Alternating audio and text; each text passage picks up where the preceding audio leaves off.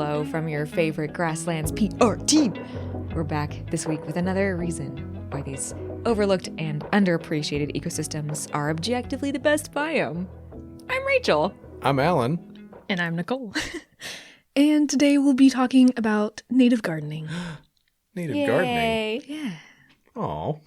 Is that like just going to be a Kansas thing before we even like get, or are you going to talk about stuff that's relevant for people who aren't in Kansas so anybody listening can know if they should tune out? Yes. So we'll go over like why it's good to plant native and like some kind of worldly resources. But we'll also go into very specific resources as well and like specific plant recommendations, which are going to be Great Plains, if not like Kansas specific. So if you hear a cool plant, look it up, make sure it naturally exists where you are before you throw it in your yard and think that you're doing native gardening. So.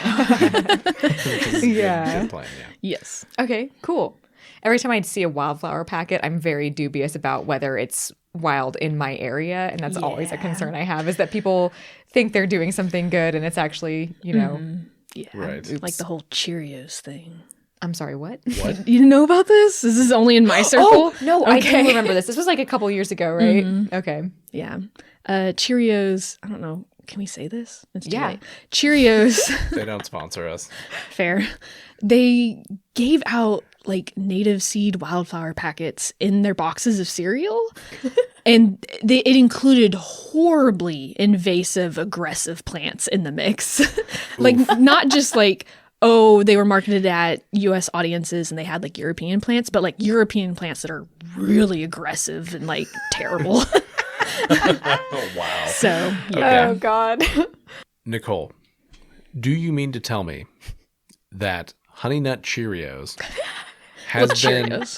has been a long game to destroy the ecology of North America through not only its honeybee mascot, but also through the planting of invasive seeds?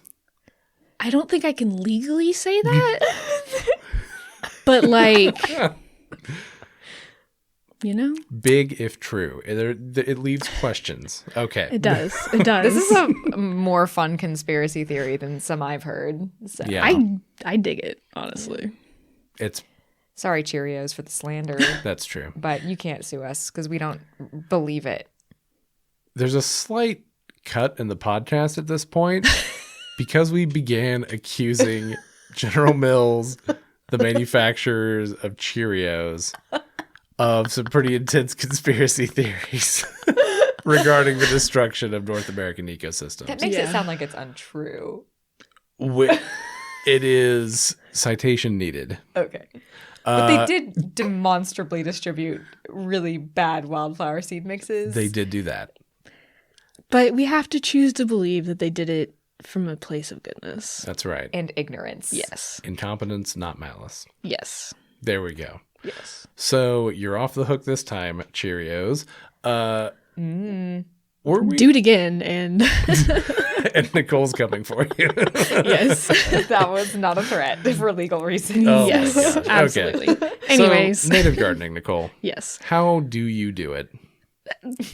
Good question. Before we get too far, though, I really want to talk about a very exciting announcement. Oh, because on February 7th, the city of Wichita's city council voted to make Wichita the first Bee City USA affiliate in the state of Kansas. Yeah. And yeah, Weird. it's very exciting. It is a nationwide initiative, yes, where they focus on education, creating and improving pollinator habitats, and incorporating pollinator-friendly practices in the city. So it is a big deal. It's not just like a random award or anything. Like, this is something that we have to actively improve our city in order to keep that certification. So, It seems more robust than some of the other programs that we've seen too. Yeah. Like Love Monarch stuff. They often have a focus on like gardening and adding green spaces, but you know, without working on pest management for the city and a lot of other pretty robust things. So it's really exciting. Yes. Yeah. Bee City requires like demonstrable changes on a pretty significant scale from local government and from people who are just engaged with native gardening in the town. So it's really, it is really cool. And it's very exciting that Wichita has decided to be a part of it. Yes. Yeah. And that we're a part of it. Yes. With the city. Yeah. Yes. We at Grassland Groupies will be heading the Bee City Committee. And so we will be working with Wichita Parks and Rec and a lot of really great volunteers to make this happen. Yeah. Yeah. We really missed out on an opportunity to call it the Itty Bitty Bee Committee, but it's okay. Yeah. Probably okay that we didn't. Oh. It's pretty cute, though. It can be the unofficial name, you know? Okay. Yeah, for sure. Okay. Great news, Nicole. How do we start making gardens? Yeah. Yes. So now that like we all want to have more native bees, but how? Okay. Right? Yeah. I mean, the first thing I wanted to talk about was why first, just because. Oh, I'm already on the how. Yeah, we got to talk about why first. We'll right. go through it pretty quick, but it's important to talk about because not a lot of people realize like some pretty big like ecological concepts as to why this is so important, specifically around like insects. So most insects, especially like butterflies and moths that have caterpillars, those caterpillars can only eat a specific Host plants. Yes. Oh, yeah.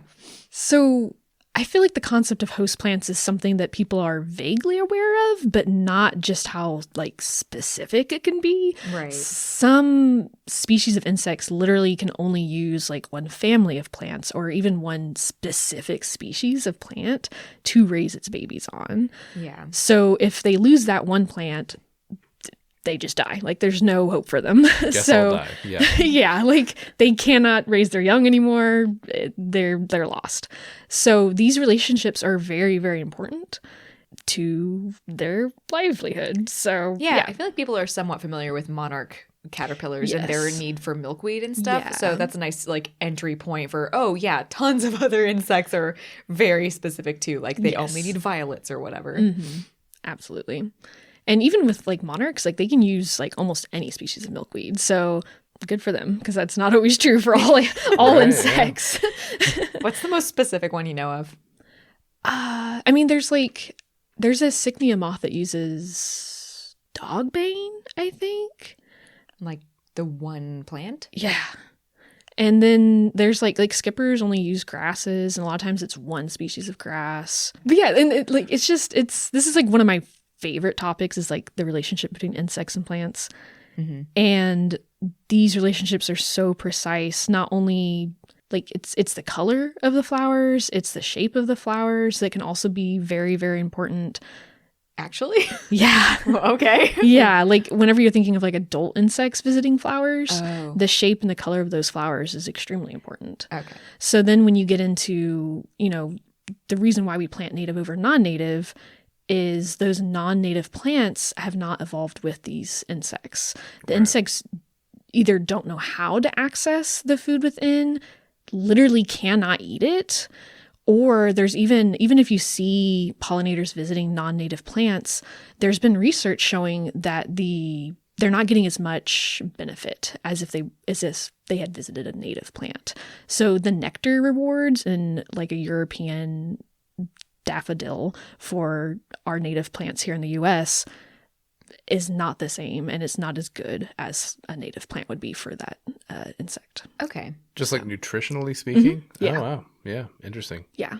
So Coevolution to like a T yes. between native plants, native pollinators. Yes, absolutely. Like it's a very delicate relationship. So, and that's why it's so important to have these native plants around, and how even a very small garden can make a really big difference. And I know that not everyone necessarily gardens for bugs, and that's okay. And that's why I garden. But I think it's really important to kind of find your why and find your goal and to stick to it. And maybe that goal changes over time, and that's okay too. But like, for example, native plants are more than just host plants for bugs. There's a lot of native plants that are really good at attracting bees. No, dang it. That's another bug. that is a bug, Nicole. Just you need to know. There's also birds. Yes, they exist. Birds is what I was trying to say, and I just said bees instead. I just like bugs, real? Guys. Yes. Nicole, that's so funny. I just really like bugs. I know. You do. But yeah, I've been to bird gardening seminars, and I've done bird gardening seminars where we talk about not only the food that plants offer, but, this vine has really flaky bark and it can be useful for them to build nests. And so they'll visit it for that reason. Or this plant attracts a lot of bugs and the hummingbirds will eat the bugs too, so there's a lot of different uses even then. Yes. And like we said, color is really important, not just for bugs, but for birds too. They really like red and orange in particular. So yeah. And like the shape. Hummingbirds like those really long tubey flowers. So yeah, I just love pollinator and plant relationships. It's fascinating. It's kind of the base of the whole thing, really. Yeah. The whole ecosystem. Yeah. That's why I bug. Wait, what? Mm-hmm. That's why. That's why I bug. Yes. You should get that tattoo. That's why I bug. That's why I bug. Most tempting tattoo I've heard. But yeah, that's why I garden for bugs is like you need the bugs to have the birds a lot of times. And so like if you have healthy bugs, healthy plants, you automatically have healthy everything else, in my opinion. There's a lot of other reasons why people garden. Yeah. Native plants are also really good for just lower inputs into your garden. So I don't recommend fertilizing native plants. It will make them grow way too fast and way too tall and just be out of control. You also have to use way less water. So native gardening is a way of xeris escaping, if you're into fancy words, and just using less water. So you can be eco-conscious in that way too. And less upkeep in many ways. Yes. There is obviously, to get it established, it's a lot of work. But eventually it does become fairly self-sustaining. Yes or no? Mm-hmm. No, yeah, absolutely. Yeah. We'll talk about it, but there's definitely upkeep to a garden. Right. But yeah, in general, natives are kind of touted as being a low maintenance garden alternative. So yeah. That's very key for me. Yeah. Yes. I have a native garden and I watered it when I was first establishing it, and then I was like, see you later, friends, hope you make it, because that's how I garden. Yes. Survival. Yes. Yeah. Survival of the fittest. I'll replace the ones that died. That's fine. Yeah. Well, I think if you are going to garden, you are going to kill some plants. Yeah. And that's okay. Yes. No shame, no judgment. None at all. Just keep going. It's gonna happen. It's natural. Yeah. Yes. It's probably less easy to kill native plants, though.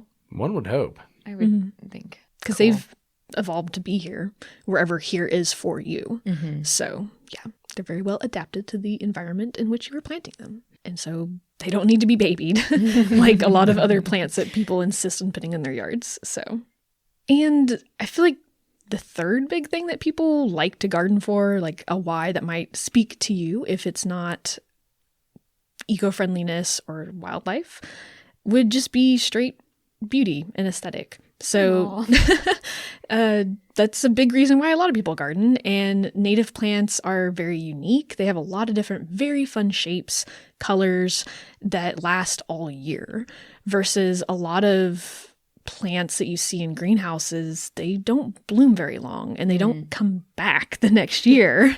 And so native gardening is very versatile in that way and can be just as beautiful as any other, garden. So yeah. Plus, you're making a good point about it just being different enough from other gardening too, that if you really want a unique look, yes, you can, really stand apart in your gardening by making those choices. Yes, absolutely. It's true. I mean, if you live in a place like we do, where there is not necessarily a huge amount of the natural character of where we live. Yeah.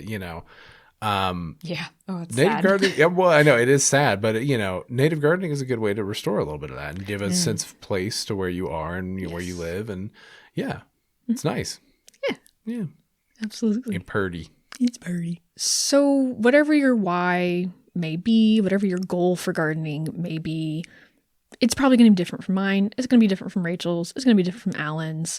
And that's okay. And the upkeep and the maintenance that you do on your garden is always going to come back to that why. And that's why everyone takes care of their garden differently, because they're all gardening for different reasons. Whenever I do my gardening, I tend to keep seed heads on year round. I'll, chop them off in the spring after the new plants are starting to come up underneath. I also keep all my grasses. Like, I don't really chop down my grasses very much. Like, I like to keep those grasses as visual interest throughout the winter. But some people don't like doing that. They either don't like the color, or it just takes up too much space, or whatever other reason that they might have. And that's okay. Yeah. It's honestly been like a hard pill for me to swallow that maybe not everyone cares about bugs as much as I do. So, maybe they're picking different plants that aren't like the best option, but that's okay too. And it is your life's work to make everyone care about bugs as much as you do. It's still in progress, though. Yeah. We're getting there. But yeah, so the upkeep of a garden, even when it's a native garden, is certainly not zero. There's lots of editing that needs to happen. There's lots of weeding that needs to happen. And I always recommend, with any garden, at least once a week, get out there and just get your hands dirty, see what's going on, see what plants are coming up, see what's starting to bloom. Learn your garden while you're out there weeding. Make it interesting and fun for yourself so that you want to do it again. Because I hate weeding. I love gardening, but boy, do I hate weeding. Yeah. But if I can make it into like a bird watching trip, or like, I flip a couple rocks and find like a worm or a snake or something, like that makes it more fun. The really amazing thing about native gardening is that just the diversity of animals, specifically insects, of course, that are going to be found there is incredible. Like, I've done some really fun like insect surveys on native plantings versus like a traditional planting. And like literally I would go through and sweep net every single plant in this stupid European based traditional garden, find like 2 bugs. And then I go over to the native plant garden that has like a similar amount of plants and is of a similar size. And it's literally thousands of insects moving around through this garden. And there's birds in the garden eating all those insects. Like, there's just so much life there. And just literally nothing in the other one. Oof. I think we have all at some point as environmental educators had the experience of like going to a school and taking kids outside to where their school, outdoor spaces, and then trying to sweep for bugs on a lawn, Bermuda grass lawn or what have you, and you get like 3 spiders. Yeah. And it's a much different experience when you're doing it in actual native plants. Yeah. So, I mean, it doesn't take a lot to really increase the diversity. Yeah. Yeah. And I feel like it's like, I'm not being dramatic when I say there was thousands of insects in this native garden. Oh, yeah. And it wasn't big. Like, it was probably 25 square feet. Like, it wasn't a big garden. And there's literally thousands of insects in it. Yeah. Wow. Just incredible. Yeah. And just for listeners at home who maybe aren't super sold on bugs, when Nicole's talking about bugs, she does mean things like butterflies and like beetles and things that do have like a lot of aesthetic value and aren't just, creepy, crawly, spooky things. Yeah. So just to paint a picture. Yes. Appreciate that. Some of them are creepy, crawly, spooky things though, and that's okay. They deserve to be there. Yeah. It's their house. I think it's also really important, like when you're first establishing a garden, to pay attention to what the baby plants look like so that you're not accidentally pulling things that you want there. And I think it's easier to know like what the weeds look like versus trying to memorize what like all the baby like native plants look like, because there's really like 3 or 4 big like weedy plants that you're going to come across. So like dandelions, clovers, like most of the clovers that people have in their lawn, and dandelions, they're still like a good early season nectar source for a lot of butterflies and things. Yeah. It's not the best thing that we could be giving them, but it's better than nothing. So I mean, you don't have to pull these plants if you see them in your yard or in your garden. You don't have to. You can keep them if you want. Like, I keep a lot of like wild violets that popped up in my garden. I didn't plant them there. I keep the grape hyacinth, not a native, but I keep them because they're pretty. They smell good. They don't last that long. And then all my plants that I want to be there will just take over and it's fine. So yeah, again, it comes back to your why and what you want your garden to look like and why you're gardening. So cool. Yeah, I guess if it's not taking over, then there's not necessarily a reason to remove it. Yeah. But if you want a really aesthetic garden and you want it to be like mulch and like plant, you know, kind of more traditional looking, then you would remove them. And that's fine. Cool. Yeah. And it's important also, you know, even the native plants that you do plant there, you're probably going to have to edit those guys out too at some point, either because they're getting to places where you don't want them or they're out competing other plants.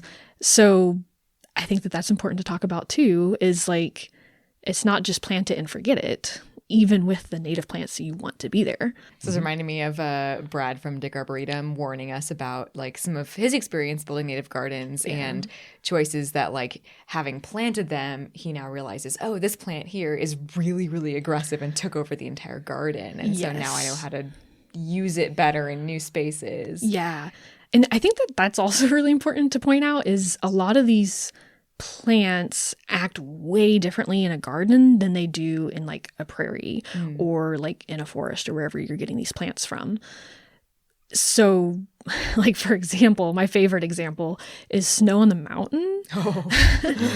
In a prairie, it just grows straight up and has a little tiny like little bloop umbel of flowers, and it's very cute and delicate and just like a beautiful little plant. In a garden with no competition, it turns into a bush. Oh, no. And it's still very pretty, and like, I like it. I think it's a very fun garden plant, and it's one of the plants that would have thousands of insects on it every time I visited it. But like, that look isn't for everyone, and I understand that. Fascinating. So it's not necessarily something that I would say makes a good garden plant because of that. Do I like it? Absolutely. But it gets a little ridiculous. Well, yeah, for sure. Aren't there, you can find resources for like planting guides if you're trying to more maybe a little more closely emulate the community dynamic that you'd see in a wild setting, right? Yeah. Like, there are ways that you can co-plant to kind of achieve that, even though you're not going to get, like you said, like the competition is not going to be the same. The factors aren't going to be the same. Yes. But you can try to emulate that a little bit, right? Absolutely. Yeah. You know, if plant tall plants together so that they're supporting each other and they can hold up each other. So things like common milkweed and coneflower by themselves just look very weedy. They tend to start getting so tall that they end up drooping. They need to have a support system around them, because in a grassland, they would have grasses and other things holding them up, and they cannot hold themselves up by themselves. Yeah. So interesting. Oh, yeah. I mean, milkweed's better at it than coneflower, but still. Yeah. Everybody's holding each other up out there. It's nice. Yeah. Oh, grasslands are so wholesome. It's true. It's true. I mentioned sometimes having to edit even native plants. Some good examples of like really aggressive overseeders would be things like milkweed. Okay. Not only does it have pretty aggressive under like the ground movement, and like, so you'll plant it here and then it shows up like 10 feet away suddenly because of underground tubers, but also it has a ton of seeds and they are very light and they blow away on the wind and will get to absolutely everywhere. Okay. So it is acceptable and perhaps even encouraged to not keep those seeds pods around, just because it's going to be chaos. One thing that you can kind of do to get around those, if you want to harvest the seeds, is actually like very lightly like rubber band them or tie them with like a piece of string. And that way they can still mature and like start to pop open, but they won't pop open all the way. So then you lose all your seeds. So then you can still harvest them and plant them for next year, or do whatever you need. Super cool. Yeah. Okay. Because milkweed, like common milkweed, doesn't the seed pods like pop because of lack of moisture, or like it's a hot season, a warm season thing? I believe so. Yeah. They get all dry and crunchy and then they just bloop. Yeah, and then they're everywhere. Yeah, I feel like I have seen native beds in town where the milkweed has gone nuts. Yeah, it's a very, very aggressive plant. It's great to have in a garden, but if you're going, especially common milkweed, I honestly normally don't recommend common milkweed in gardens just because of how aggressive it is. I always recommend butterfly milkweed though, because it's cute and small and easy to edit. Nice. So yeah, that is my milkweed of choice. I'm picturing too, if you like had the seed pods partially splitting open and the seeds starting to spill out, that things like birds that would use that as nesting material potentially, or other useful things. I guess it depends which season it's seeding in for that to be relevant, but you know, they could still get in there and use it. Yeah, for sure. And then some examples of plants that you might like want to leave alone would be things like rose verbena, blazing star, black-eyed Susan, surprisingly. And just because the individual plants don't tend to live very long, black-eyed Susan is a pretty aggressive spreader, but they're small enough that they're not going to outcompete other plants as much as some of the larger asters, sunflowers. But yeah, you can let them seed and do their thing. They're not going to take over like some other things like milkweed. Okay. Cool. I cannot stress enough that yes, milkweed are great, but just be really careful with them. Okay. Another really fun editing method is called the Chelsea chop. This is actually very common in like normal gardening too. I just recently went to a native garden seminar where they actually recommended you can actually do it twice on some of our native plants. So basically, you're mimicking herbivory, you're mimicking this plant being eaten like it would in nature, and you just chop off the top third of the plant in early spring. Oh, cool. Okay. Yeah. Like a third up to a half of the plant, depending on the plant. And again, there's a lot of experimentation that goes on with native plants. Not all of these we know how they react to this method. I'm not saying you go out and just chop all your plants down, but late season bloomers like some of our asters, some of our sunflowers, and especially like goldenrod, you can chop them twice even. They recommended either around Father's Day or like maybe a couple days after that. But not much past that, even on the really late season ones like goldenrod, which is like way fall. Okay. But this method will increase the amount of blooms and will also keep them from getting too tall, which can be an issue with some of especially things like goldenrod and asters, coneflower, stuff like that. Okay. So when you were explaining this to me, you told me that you don't do it when there's flowers on it, though. It's before they flower. Yes, you do it before they flower because once you, even like before they get buds on them, if that plant has already have buds on it, if you chop it, especially if you're chopping off like a half the plant, that is really detrimental to it because it's already started to put its energy into those flowers, and now you're chopping those flowers off, and it's really hard to come back from that. Okay. So yeah, any pruning and anything that's going on in your garden should be done before any buds appear. Before it starts really burning its energy stores. Yeah. Yeah. Cool. Yeah, making flowers is very energy intensive for plants. So yeah, thank you for that clarification. You're welcome. Well, it's very fun because I feel like, plants are more resilient than we give them credit for often. They're, not everything is a delicate, orchid that is, if you look at it wrong, it might just say, okay, I'm done. Yeah. Like they can handle a lot. I mean, and we've talked about plenty of times on the podcast about how in a grassland, these are disturbance, Driven. Adapted, disturbance driven plants. And so They it's actually cool. disturb them. Yes. Disturb they them. like it. They thrive on it. Chop your plants. They say, Chop your plants. hit me again. All right, you made it weird. I was going to do a Britney Spears reference, and then I was like, that's dumb. And then it just was even Just more turned dumb. naughty. I don't think the Britney Spears song is "Ooh yeah, hit me again." Well, yeah, she I know, I edited bailed herself. on it. Yeah, Okay, bailed I on see. it. And then it was more weird. This stays in. Oh gosh, that's editing your garden. Yeah. Let's move on. All right.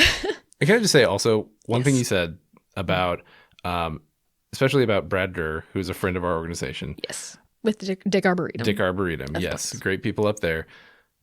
About how, because he has been gardening for decades. Yeah. Constantly. Like, it is his career. It's his area of expertise. It is actually his reason for living. Yes. And even he is still kind of experimenting with things. Absolutely. Like, there will be things, you try out and it's like, whoop, this was a little bit of a mess, and it's fine. It's, I like also just feeling like you can't really do this wrong. Yeah. And it's okay for things to go wrong in some ways. And because it's a learning experience, right? Yeah. Yeah. It's not like, I failed my garden. Yes. Let's just mow it down and, put in some, I don't know, just lay down some grass seed from Home Depot. Please don't. Yeah. Yeah. And I mean, the cool thing is when you're gardening and you're ripping out plants that you no longer want, you can give them to a friend. So it's not a complete loss. That's right. Because just because I think it's trash doesn't mean somebody else or everyone else thinks it's trash. Yeah, absolutely. What a great message. Okay. That never would have occurred to me. Amazing. So now that we've gotten, you got your why, we got general kind of editing tips. Let's go more into the how that Alan was trying to get at a while ago. I'm so sorry, I jumped Alan. the gun. Yeah. It's okay. So my biggest tip, even if you're not gardening for bugs, though this is one of the biggest things when you're gardening for bugs, but my biggest tip is to try to plan out your garden so that you have a variety of colors, a variety of flower shapes, and that you have blooms year round. So have really early spring bloomers, have summer bloomers, and have fall bloomers. That is going to provide food for insects, but also, birds and everything else. And it's going to just have visual interest in your garden. So it's going to benefit you as well. I was going to say, the nice thing about these tips is that it just sounds like a great idea for gardens in general, just for the human aspect. Yes, have more flowers more of the time. Yes. Yeah. Yeah, great. Win-win. Yeah, absolutely. One guideline, I guess, that I've seen was that people tend to plant about 90% wildflowers, 10% grasses. If you want to incorporate grasses into your landscape. Again, comes back to your why. Grasses can provide a lot of really cool visual interest. A lot of them, like little bluestem, will have color through the winter. They are also really good host plants for things like skippers, like we mentioned earlier. When you chop them down, you can pile them up in a pile, and that can become a brush pile for some small birds. It can be a nesting site for bumblebees. There's a lot of different benefits to grasses, but they do come with some maintenance that is different than wildflowers, and maybe that visual appeal is just not there for you. That's okay. If you don't want to have grasses, don't have grasses. Is the 10% grasses recommended, or is it just totally arbitrary? It's mostly arbitrary. Okay. It's a good amount of visual interest and not going to upset the HOA too much. Yeah. Okay. Yes. Cool. So 10% by ground cover grasses. Yeah. Okay. And that's not a hard and fast rule. I've definitely seen native plant gardens that were closer to maybe 20% grasses. And if you do want to maximize your garden's appeal to pollinators, we touched on this a little bit as far as flowers, shape, and colors, but to be a little bit more specific, butterflies really like broad flowers that are easy to land on for the most part, at least big butterflies. And they like the colors orange, red, yellow, pink, and purple. So very warm colors. Bumblebees also like really broad flowers because they're very big and they need kind of a landing pad. And all bees like purple, violet, and blue. So it is a little different. So depending on what kind of pollinator you want to attract, you might do different colors. Smaller bees obviously can enter smaller flowers, but again, they still like those purple, violet, blue colors. That doesn't mean that they wouldn't visit a yellow flower. It just means that they have a preference, right? Okay. Yeah. Depending on the flower. Some flowers are just straight up inaccessible to them, depending on the bee. But yeah. And we mentioned red or pink being good for hummingbirds. But then there's also our nighttime pollinators, like bats or moths. They really like white flowers because white stands out at night. That's it. That's why. Makes sense. The other pollinators, like their eyes can just detect those colors the best, and that's why they prefer them. But nighttime, white stands out. So cool. Yeah. Yeah. Very simple. Don't flies also like white flowers? Yes, I do believe so. They also like very stinky flowers a lot of times that Yum. smell like death or poop. So, you know, maybe not the best ones to have around in your garden, but no, have you do them. you. Yeah. Yeah. But yeah. And as far as like design tips, again, it really comes down to personal preference, but some general tips that might seem obvious. But I've also told people and they were like, oh, I never really thought about it. Would be, you know, short plants in the front, tall plants in the back. And also think about the garden from like different angles. So not only things like curb appeal, but what does it look like from inside your house? If you literally put all the short plants in the front and then all the tall plants in the back, and then you're inside your house and all you can see is the grasses that you have in the back, it's not very exciting. So maybe you have the grasses in the middle and you have short plants all the way around them. Things like that. Aw. Yeah. Yeah. You can enjoy it from every place you might enjoy it. Yeah. That's it's cute. it's important to think about. And it's important to think about where you're planting them. Is it shade? Is it sun? But also, is it well draining soil that's going to be really dry because you live next to a river? Or is it very, very clayey and it's going to hold that moisture in? Because different plants, I feel like a lot of people are like, oh, what can I plant underneath this tree? And I'm like, well, I mean, there's plenty of things I could offer you, but like, what's your soil like? That's also almost just as important. So yeah, make sure you're not just looking at like, oh, this is a shade plant. I can definitely use it underneath this tree, because that might not be true. And another big thing that people have a lot of questions about is mulch and how much to use. Again, comes back to your goals. I would recommend in a new garden putting in anywhere between 3 inches, even up to 5 inches of mulch. Whoa, really? Yeah. Oh my God. Yes. So especially if you're doing like a demonstration garden or a garden that's going to be in a high visibility area, that mulch is going to be really helpful for keeping out weeds. So, and you need like several inches to do that really well and not have to be in the garden all the time editing out stuff. So putting in that much mulch would be like an alternative to putting down a plastic barrier or something? Okay. Yeah. And those plastic barriers, please don't use them. One, because they're absolutely horrible for the environment, but also they don't work. So just don't. Just mulch.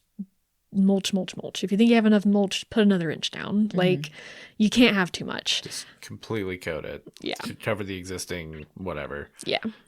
You can also use what's called the lasagna method if you're starting a new garden. I was gonna say, I think I think this is maybe what I did. And I did have good results with it. Yeah. But yes, go explain what that is. Yes. So you can use like a layer of cardboard. And again, I say a layer of cardboard. It can be like 2 or 3 layers deep of cardboard. Oh. You put in fresh dirt, not just like what you dug out of this area, but nice, fresh, clean dirt.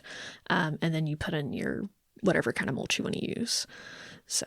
Yeah. And you can plant directly through that cardboard and through the mulch your plants. So, yeah. Yes, that is what we did. That when Rachel, you actually helped me put in some native plants a couple years ago, and that's what we did. We laid like cardboard boxes out, put a little bit of newspaper on there as well, and then and dirt, mulch, and just shot the plants because we were doing transplants, so we just shot them straight through the cardboard, just cut straight through. Yep. Great results. A lot of those plants established. They're self-seeding. It's going great. Yeah, and that cardboard is going to break down, and it's much more eco-friendly than a bunch of plastic in the garden. Yes. Cool. And more effective. Yes. Lasagna method. I endorse it. Yes. It's very good. And so I recommended, 3 to 5 inches if you're wanting something very clean. But if your gardening goals include gardening for bugs, you might want to have some areas of bare dirt, because up to, I think, 70% of our native bees are actually ground nesters that are literally digging holes in the ground and nesting underground. And if you have 5 inches of mulch, they probably won't be able to get all the way down to the ground underneath. Mm-hmm. So, either a very thin layer of mulch that's going to decompose fairly quickly, it's still going to help keep the weeds out while your garden is establishing. But as it decomposes, you have that bare dirt and you have your plants starting to spread out and shade out any weeds that might be coming in. So, yeah, I usually only do a couple inches in stuff that I'm planting, but it really, again, it depends.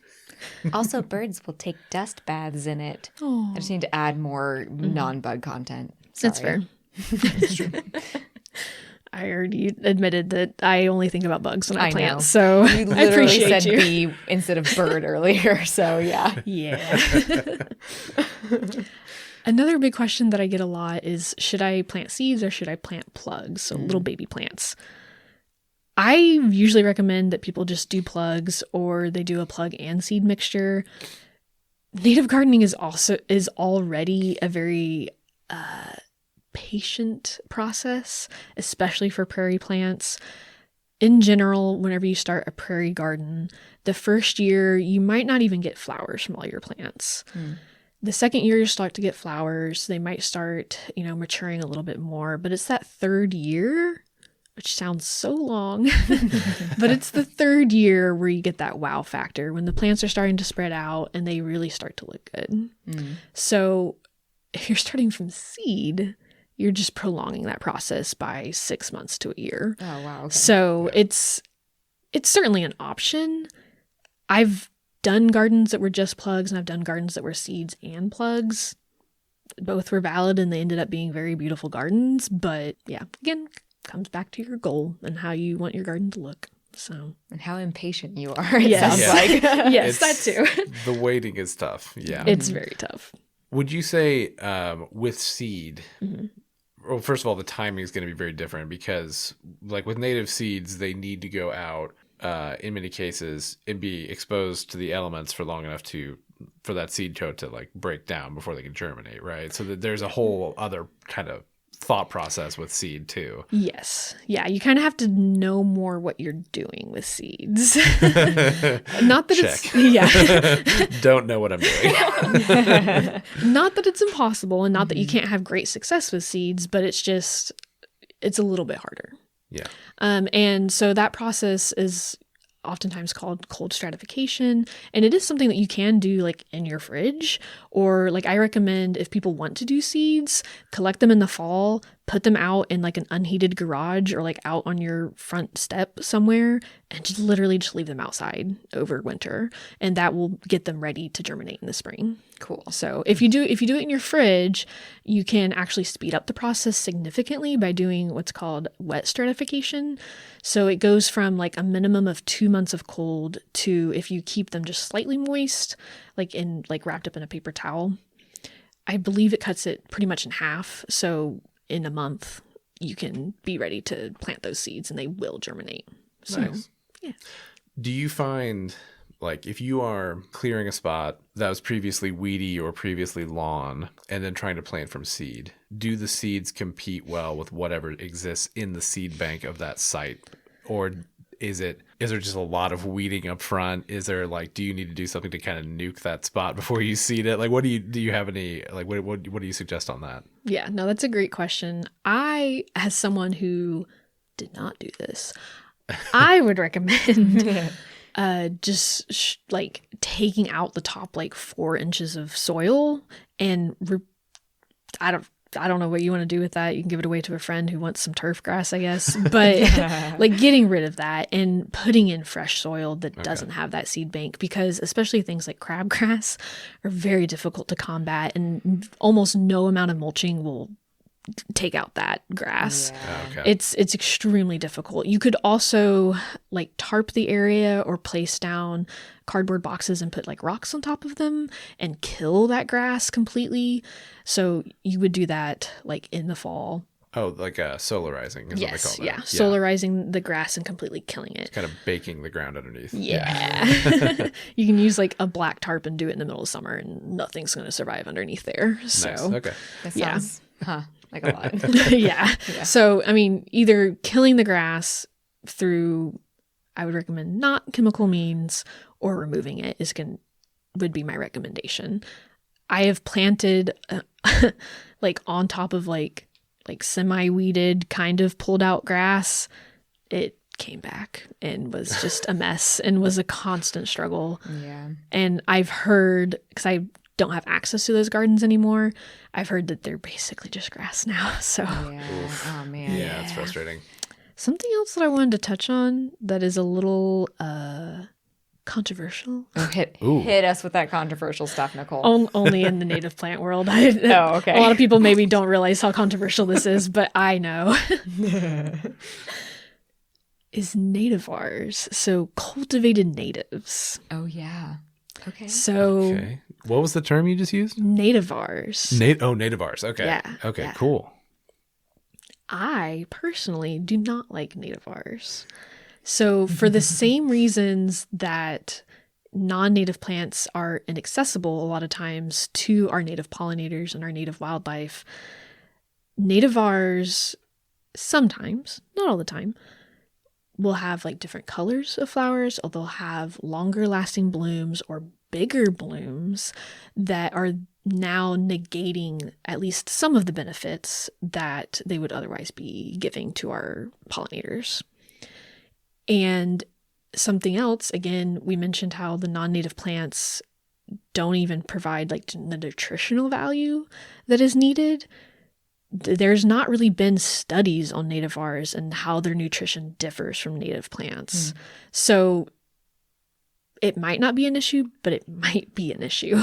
Yeah. A lot of nativars are sold in like big box grocery stores and that sort of thing, as if they are like native plants and they have the same names like liatris and stuff, but they're, who knows how different, or if they're providing nectar rewards and stuff. Yeah, they might not even have nectar because that's Oh wow. Huh. yeah, Okay. or fewer seeds, then you're not attracting as many birds, things like that. Yeah, I think the ones I see the most often are yarrow, coneflower, and liatris sold as like very big. And so just like as a general definition for people who don't understand what we're talking about, they're just selectively bred to be more beautiful or whatever. Like we breed show dogs, you know?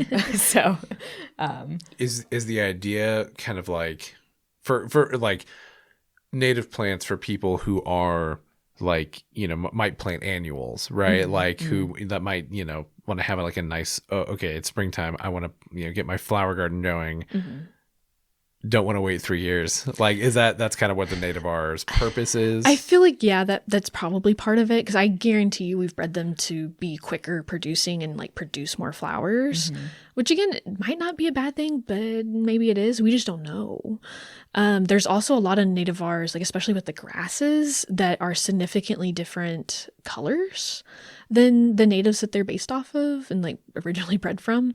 Like there's a lot of different little blue stem varieties that like don't even look like little blue stem. yeah. And a lot of times like you can tell a nativar apart from like a true native because they'll have some kind of like fancy name like fireworks or golden parade or something. Yeah. So Okay, yeah. Man, here's a dark thought though. Is it more dangerous to plant a nativar in a place where that plant originated from because it could interbreed with wild species? Yeah, I mean that's a good question, and I really don't know, because for the most part people are kind of like nativars aren't like the best option, but it's better than nothing. But that's a really good question, and I don't know. Like, could it interfere with like hybrid, like genetics and kind of mess with that? Yeah, like growing coneflowers in a place where coneflowers aren't native might be totally fine and chill, and it might not give them the same nectar rewards, but like in a place like Kansas, is that dangerous to our native plant populations? Yeah. Yeah, interesting. I guess it sounds like the research is not there. No. Huh. All right. You look scarred. I'm terrified by this. Like, we already have so many issues. Yeah. Yeah, I know. Well, it's scary because it's the kind of thing where it's like good can't fix it. intentions. Yeah. Good intentions could end up causing harm, and that's always a huge bummer. And that's irreparable harm. You know, it's like how many bison don't have cows bred into them. You know, like we can't fix that. We can't go back from that. You cannot. Yeah. Right. Huh. So I don't like native flowers, which is a little controversial to say. Rachel is in the abyss now. We need to talk about something cheerful. Okay. Oh no. Yeah. Do you need your emotional support caterpillar? Yeah, can I Okay. have her back? Dana. There we go. Welcome back to my arms, little baby. Beautiful. So I promised some resources, and honestly, I will give some, but the issue is that like I know a lot of really good Kansas resources because I live in Kansas. Yeah. And so I don't have like a really good Australian resource to give people. I don't have a good European resource to give people. So I guess one is like be curious. So you can use apps that exist like iNaturalist and Seek and just go out and like find what native plants exist in your area. And then you have something to look for in a nursery. Or, you know, you can find out what it looks like in the wild and decide if that's something you might want to try in your garden. And iNaturalist and Seek will both help you identify that plant that's in front of you. And then you can search, you know, place native plant nursery. And you're going to find something. Like I wrote in my notes, Australia. There's lots of native plant nurseries. You have no excuse. Because I looked it up just because I was curious. And it's true. There's so many. I was very impressed by Australia's native plant selection. But like as far as like which one's good, I don't know. Like Yeah. Right. I'm not sorry. I love you guys, dear listeners, but I'm not going to spend hours researching 50 different native plant nurseries to see which ones have good options. Yeah. Yes. You're going to have to do that yourself. And you have no excuse not to, Australia. Yes. Yeah. You're on notice. Get on it. Our Australian listeners are really so called out right now. Sorry, guys. Good. But as far as United States resources, some that stand out to me as being very helpful would be plantnative.org. They have not only really good articles on like native plants and recommendations and things like that, but they also have a database of native plant sellers. So very, very good, helpful website, plantnative.org. There's also Lady Bird Johnson Center, which is wildflower.org. They like you can pick your state and they'll give you just a list of recommended plants. They'll tell you, is it shade? Is it like, you know, well draining soil? All that good stuff. Very, very cool resource. They have great information on that website too. I've Yeah. accidentally ended up there so many times. Yes. Very, very good website. And then a third one that's a little bit more specific to the lower Midwest is the Grow Native website.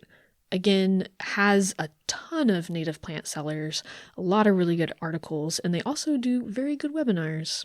I listened to one last week, and it was very well done. So, highly recommend their webinars. Okay.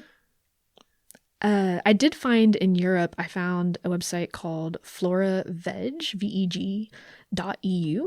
It's a bit scientifically written, but it gives you a really good overview of the different kinds of plants and ecosystems that exist. So again, kind of a good like launching off point if you're just interested in natives and want to learn more about them. You could also investigate like local organizations. Definitely. A lot of places, you know, anything from a native plant society to a local master gardener group might be able to give you some guidance if this is something that's very new to you.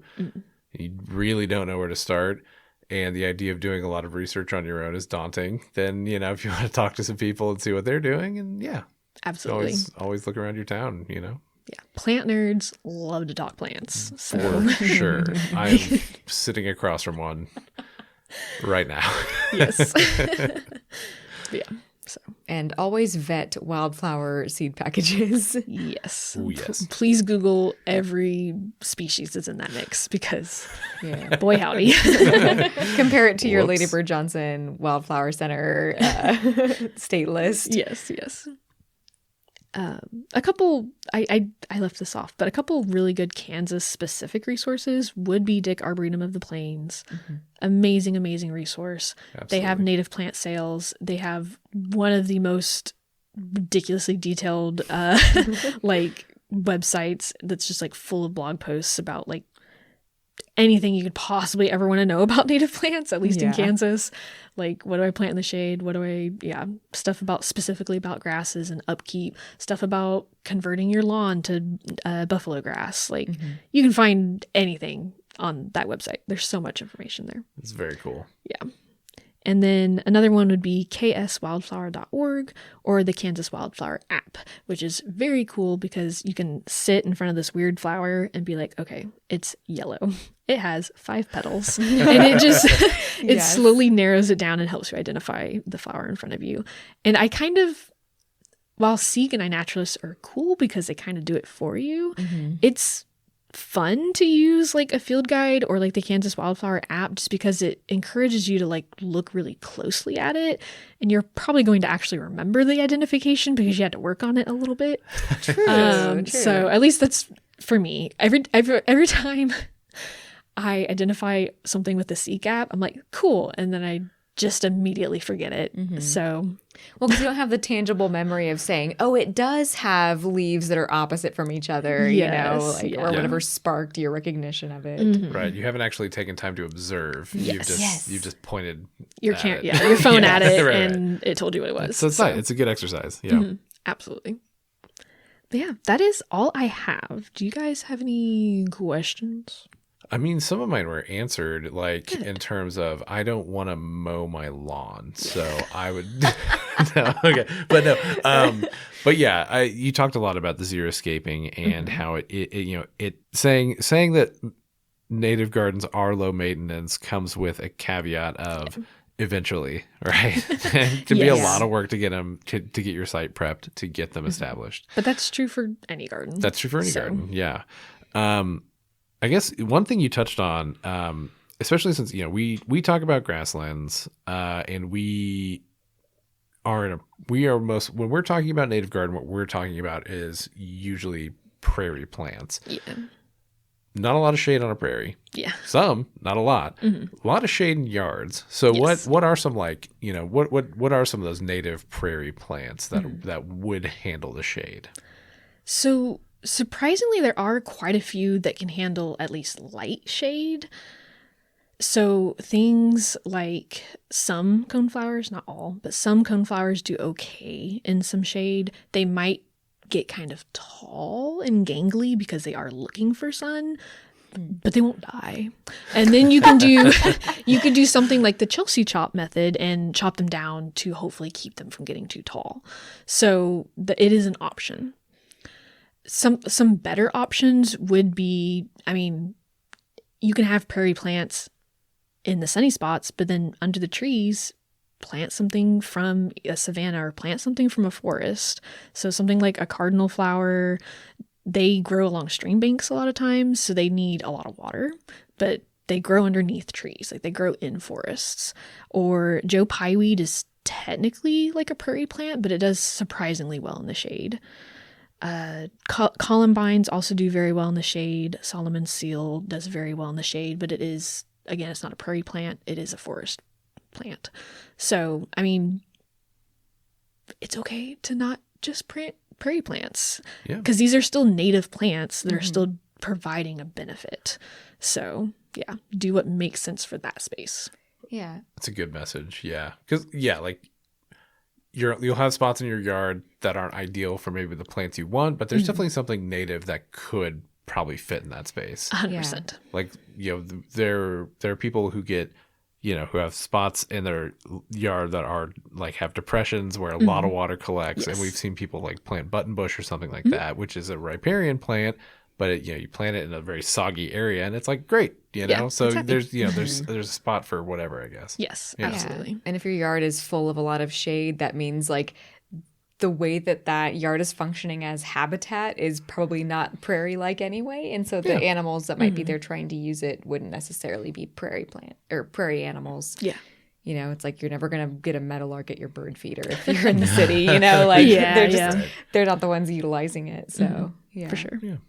I have a really specific question. Do you have any advice for someone who has, say, like a very old school minded neighbor who, for example, will travel onto your property line and cut your plants down for you when they get in a way that they don't like. Yeah. And constantly wages a battle, for example, on leaves, and has so many chemicals in her yard that the curb has gotten stained.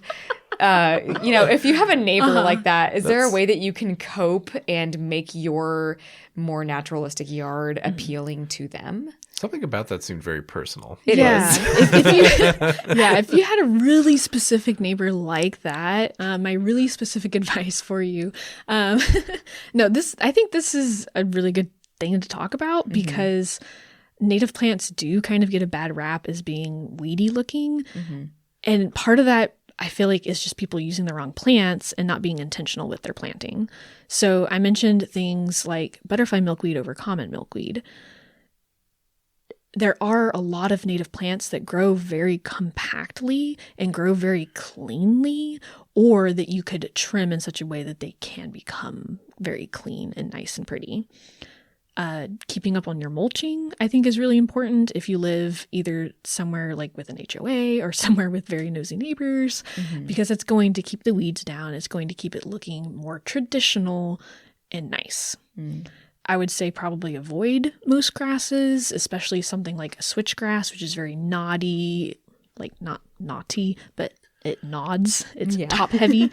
And it's just like big and like, some people like that and consider it showy, but some people just absolutely hate that. And it just looks like a weed.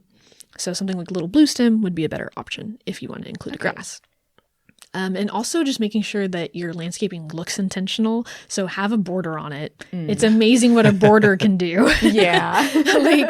And you can even label your plants, or get a certification like through National Wildlife Federation or through the National Backyard something. What is it called? Backyard Wildlife Habitat per thing. I know. Well, that's from National Wildlife. There's another one. NWF. Their logo has a lightning bug on it. Okay, I don't. What was that? I don't know. It's me trying to think. I don't remember, but getting one of those signs. Put a fancy sign in your yard, and then it looks official. Yeah. So, hey, and if you're in Wichita, get yourself a Bee City sign. Yeah. Oh my God. Yeah, we can do that now. We can do that now. Throw that up. We will certify your garden. 100%. Absolutely. Just some free signs.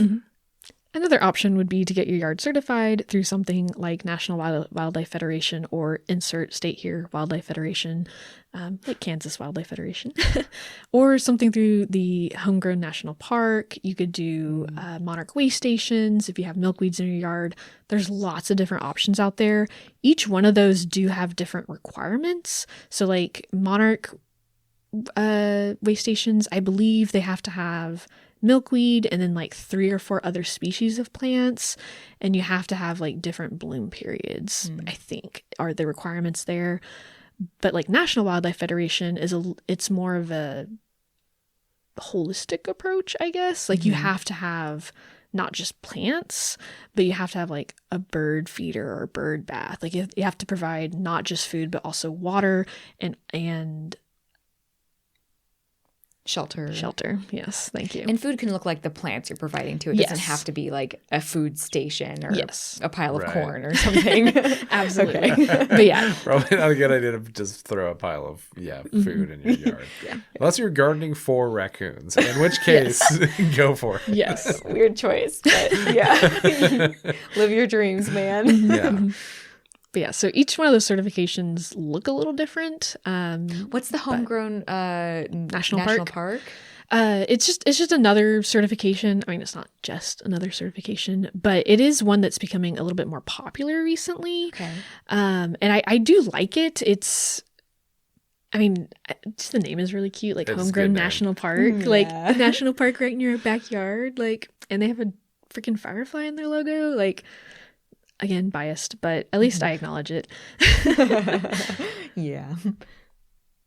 But yeah, it's a really, really cool program. It's very much like grassroots based. Okay. And they call themselves the largest cooperative conservation project ever conceived or attempted. Like, God. I really like Homegrown National Park. It's a very cool program. It's intense. I love it.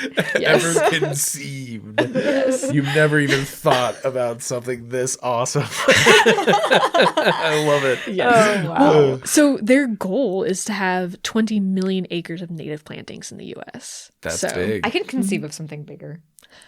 21.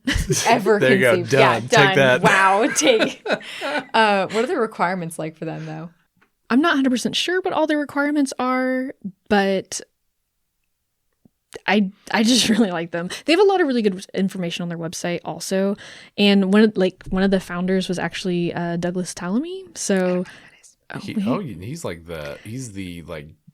he wrote I forget the name of his book, but Bringing Nature Home. Yes. Yes. Oh. Yeah. Yes. And like he talks Native about how gardening. Yes, he's OG. Gotcha. Yeah. And And I'm how- terrible with names, but I recognize that book. yes, and how, there's X amount of millions of acres in people's backyards, and if we just band together and make them into native spaces, we'll save the world, which is Wow. a concept that I just love. The stakes are high, people. Yeah. Knowing that, would you say that planting a native garden then would make you objectively better than your neighbors? Yes. What more motivation do you need, people? And you can get it signed to prove it. I like that. I love it. Yeah. I don't think my neighbor would care, but some neighbors would find that really charming. Yeah. And another fun thing that you could do if you're feeling very adventurous, there are a lot of cities that have ordinances that don't allow plants like in your yard over, 2 feet tall or whatever. Oh. And they do not have native plant exceptions. So if you're feeling real rowdy, you could go to your city council and be like, hey, this is unacceptable and it needs to change. Oh my So, God. Dang. Ooh, be rowdy. I love that. That's Yeah. cool. Okay. City Yes. councils are pretty chill sometimes. We've Yeah. found that out recently by It's working with true. ours. Yeah. So They were very supportive. Like, yeah. yeah. It's pretty great. Yeah. Yeah, it is kind of nice that if you want to actually change something in your community, there are people who actually want probably to see that happen as well. Yeah. And you just need to get together and make it happen. Yeah. It's not like trying to sway the federal government to do something. Oh, yeah. It's local action does matter. Yes, 100%. Cool. So we are having this native plant discussion in February. Yes. Maybe seems a bit early, but it's a good time to really start planning Yes. for the spring, right? Like Absolutely. this is still garden time. Yeah. Yeah. There is no time to not be thinking about your garden. And no time Okay. to not be and no time to not be outside and enjoying what nature has to offer. And for a lot of people, a garden is a really good excuse to get outside, and I love that. So, Yeah. yeah. So right now is a great time for people to take this and go do stuff with it. Yeah. Research what's native to your area, where you might be able to get those plants, all that good stuff. Plan So, your garden, draw your garden. Yeah. You don't have to be an artist to like draw circles and like color that one blue and pretend like, No, you can it's chart it out whatever. in Excel or something. Yeah. Like, You know? Yeah. yeah. You can, yeah. You don't have to make a really fancy garden plan. Like No. it's whatever works for you. So, Yeah. My wife uses like a grid. She draws a grid and she just puts sticky notes everywhere. nice. There's a lot of like, yeah, it's just like this. I think this will go here. This will go here. Yeah. That's so you don't have to be fancy with it. Not at all. It's an It's really experiment. Yeah. I love the sticky note wall method of organizing things. That's so Yeah. fun. Yeah. If you're a visual person, yes. Yes. Take sure. inspiration from her. Well, thanks, Nicole. And thank you guys for listening. The Best Biome is produced by our nonprofit Grassland Groupies, dedicated to inspiring the conservation of grasslands and also now bringing that grasslands to Wichita. Bee City. Bee City. In the show notes, you can find our website, phone number, social media accounts, etc. So just text, call, or tweet us your suggestions, fan mail, or hate mail.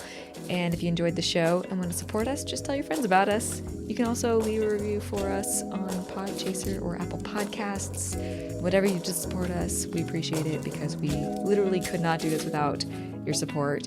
And big shout out to everyone who went and contacted their city council members too, because we saw you and the city council members also told us that they saw you. So thank you for that. You guys are amazing. And that's all we got. So see you in a couple weeks. Bye. Bye.